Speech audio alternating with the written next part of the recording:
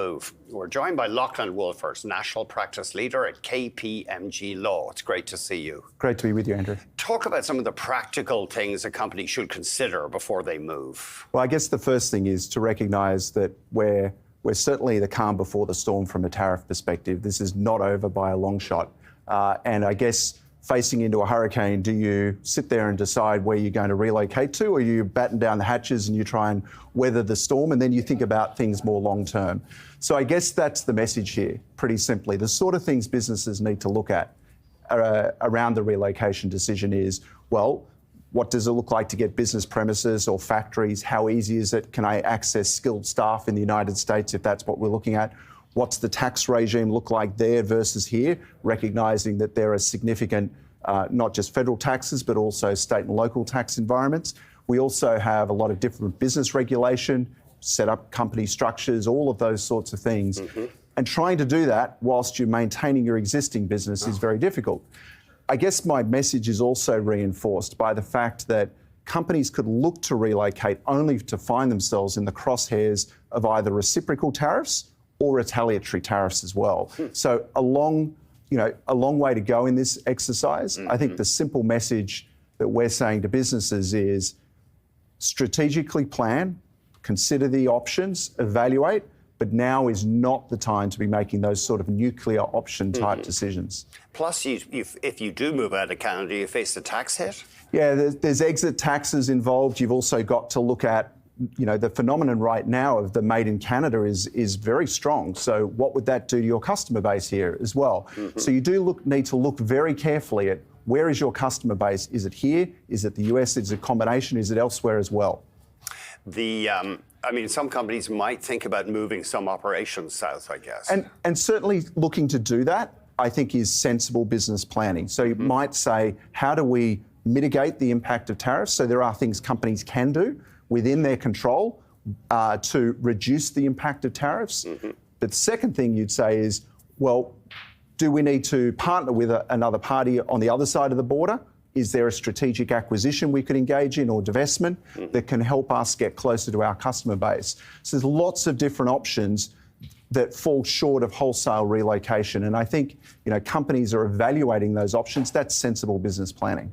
Shopify, of course, is our technology standard bearer right now, and it apparently, in a US regulatory filing, mentioned a New York headquarters. Yeah, my understanding around that, it's a little bit similar to some other companies we've seen. That's more about access to capital markets, the re-domiciling position. We're obviously yet to see that come to fruition, but certainly, that's a different type of discussion. That's not so much an operational impact, more about how they access capital markets. Right.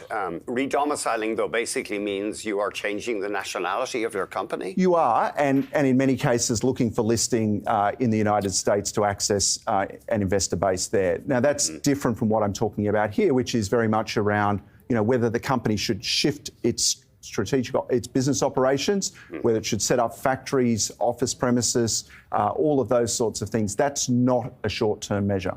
And a capital-intensive company with massive physical facilities, Alcoa, is talking about how difficult and complex and risky it would be to dismantle stuff in Canada and start doing it in the America instead. And it is, because if you consider history, like the issue we've got is, for how long are we looking to do this for? Yeah. So all we know from President Trump's first administration is that the tariffs that we saw on aluminum, they stayed in place for 1 year, right?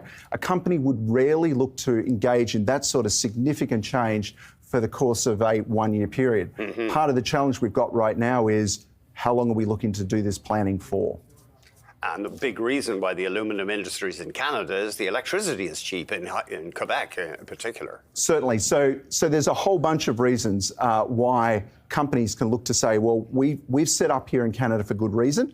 Maybe what we should be looking to do is pivot or diversify, or what sort of mitigation strategies should we engage in? But this sort of let's pack our bags and go somewhere else, I think that's certainly precipitous for companies to be looking to do that. And do you think, this is getting into longer term big think stuff, but do you think the Trump policies will be in any way successful in moving manufacturing into the United States? It's a really good question. All I'd say is, it would defy conventional economic wisdom. I think that would be a really challenging thing. I think what we've got to see, there's two big events that we're going to see during the course of this month. One you've already mentioned, which is obviously the announcement coming this week around reciprocal tariffs from the United States.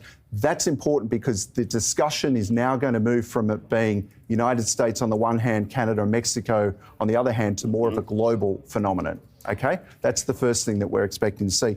The second thing is that we really need to see a bit more real economic data and pricing impacts go through the economy to understand what's going to be the impact from a business perspective. At the moment, we're all trying to read the tea leaves a little bit. I think we need a bit more hard data in order to understand how much that's going to impact the economy. Now, maybe his economic advisors know something that the rest of us don't, but it certainly isn't consistent with conventional economic theory. And of course, Argentina springs to mind. Perón, the quasi-dictator there, he made the country almost completely protectionist. And we know it used to be one of the richest countries in the world, but that damaged it. So it's interesting. I lived in China for 13 years before relocating to Canada. I've seen the transformation of the manufacturing industry, both into manufacturing and then more towards different industries and high technology. That transition can take many years to occur.